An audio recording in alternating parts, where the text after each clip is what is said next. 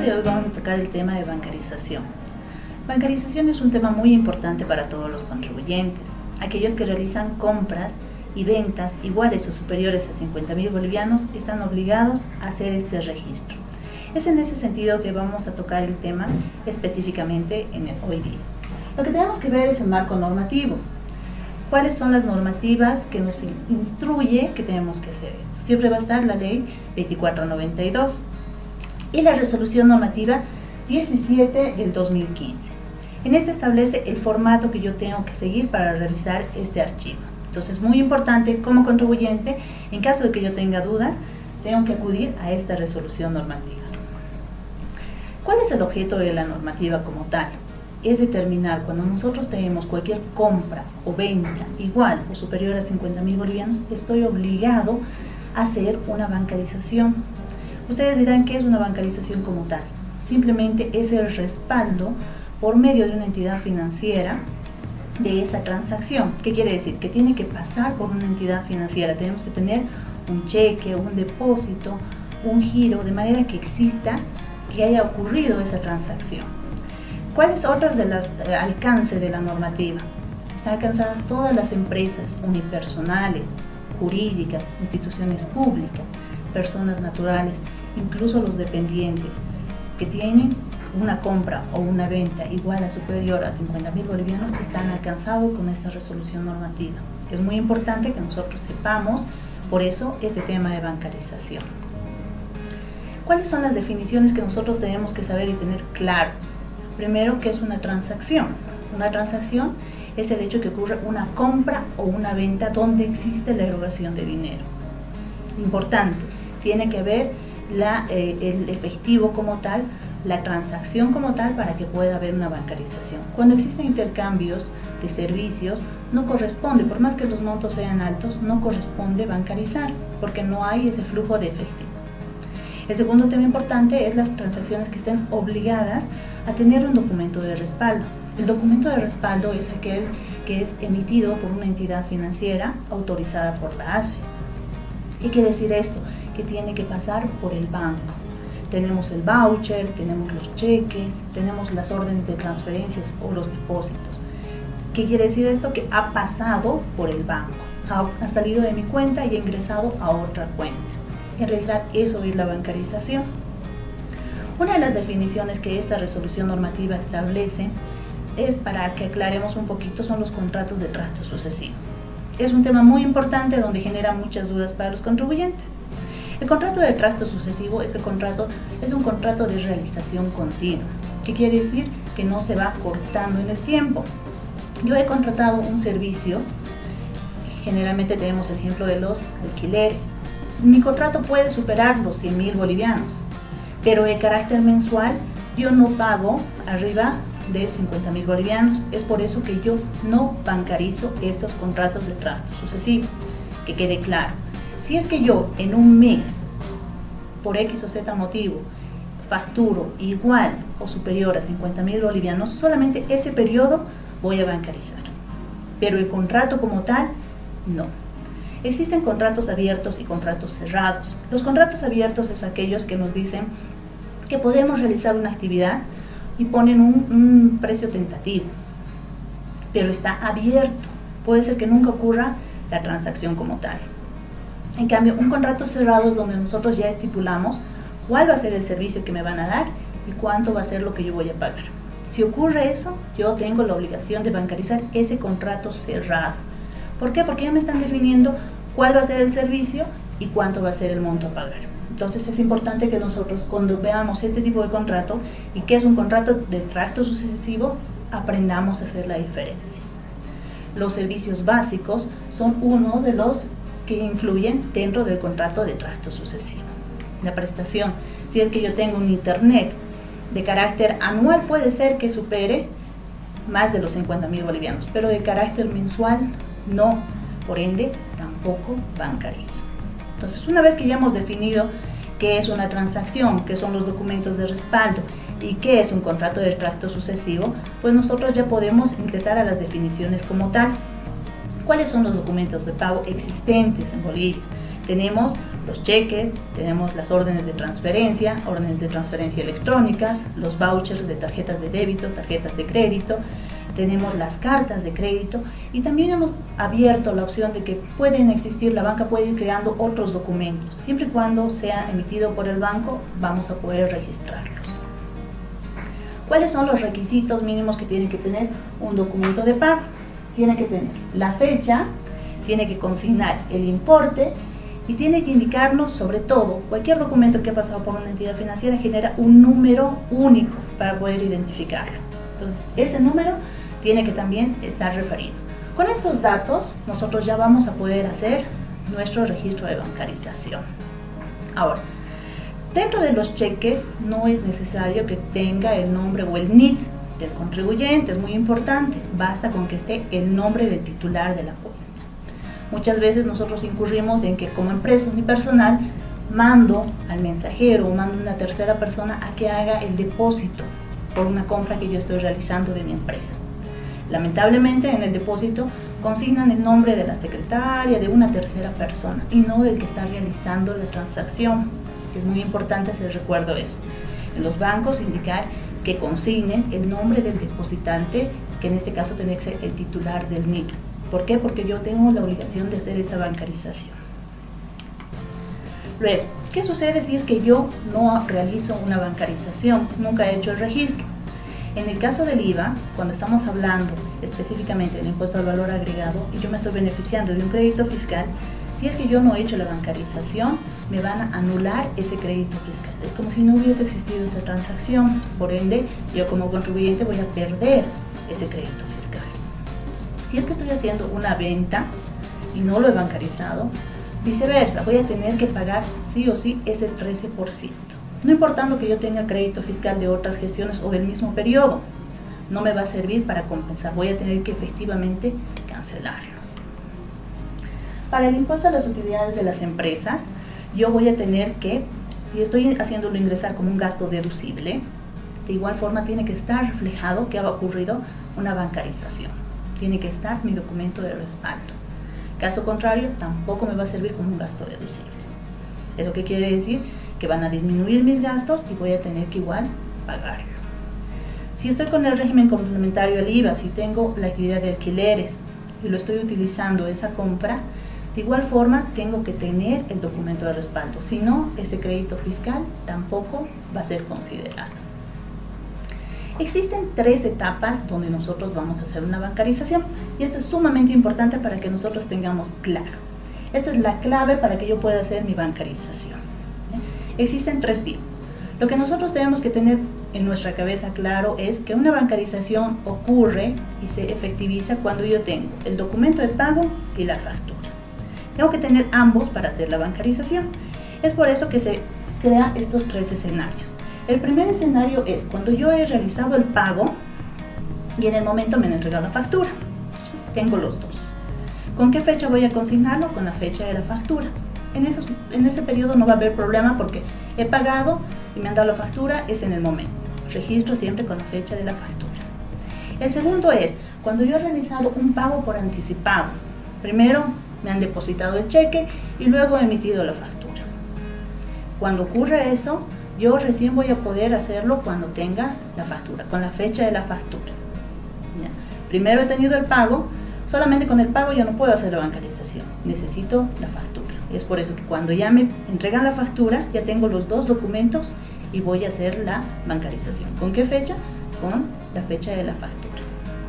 El último paso es cuando primero me entregan la factura, pero todavía no me han pagado. Entonces, ¿qué voy a hacer? Voy a esperar y una vez que me efectivicen el pago y ya tenga, recién voy a bancarizar y es el único caso donde yo voy a hacer la bancarización con la fecha del pago. Entonces ya tengo la factura y el pago. Es por eso muy importante que tengo que tener los 2 para hacer una bancarización. Caso contrario no puedo. Sucede estos 3 tipos estas 3 figuras para cuando yo tenga que registrar. En caso de que nosotros tengamos contratos de tracto sucesivo, nuevamente nosotros hacemos énfasis de quiénes sí deben y quiénes no.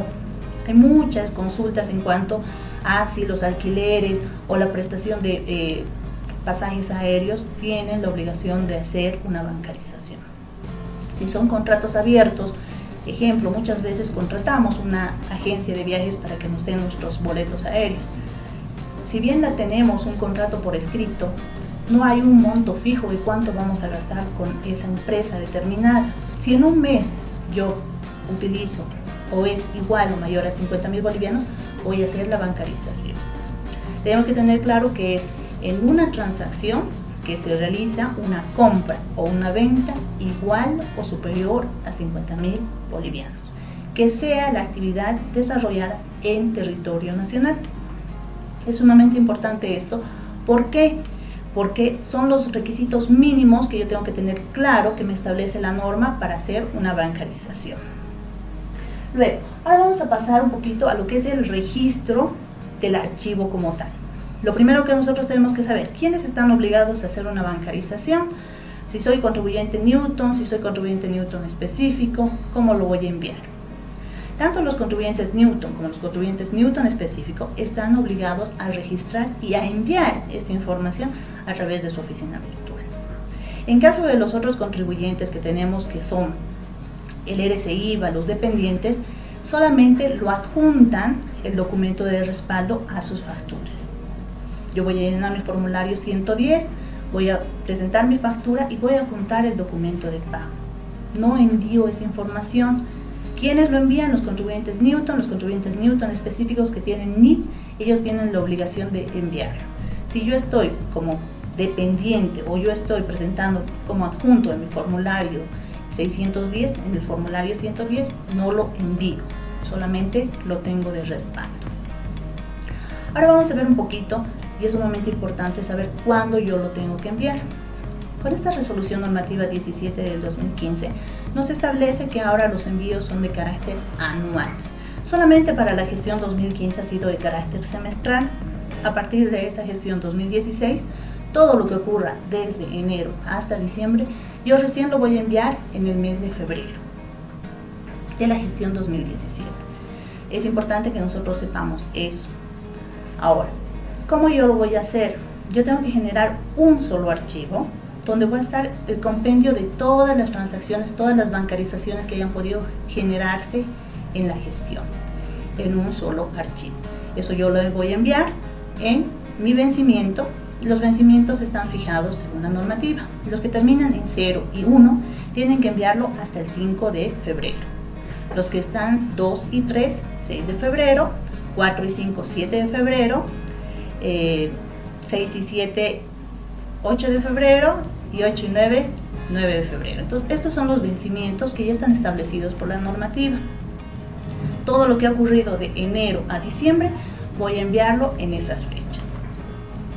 Ahora, ¿qué pasa si es que yo me he equivocado, he registrado mal, he hecho cualquier error que haya podido tener? En el momento de que me han podido hacer una auditoría y se han dado cuenta que el cheque lo he invertido el número de cheque, puede ocurrir ese tipo de errores. A pesar de que hemos tenido toda una gestión para verificar nuestra información, una vez que yo lo he enviado me doy cuenta de que existen errores.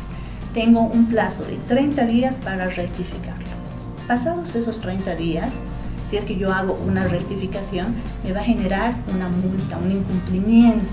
¿Por qué? Porque se supone que tengo toda una gestión para consolidar mi información, para elaborar mi registro y para verificar que no exista ningún tipo de errores. ¿Qué más tenemos que saber? Cuando nosotros estamos como contribuyentes directos al RCIVA, tenemos el formulario 110. En este formulario 110 yo hago el reflejo de todas mis facturas.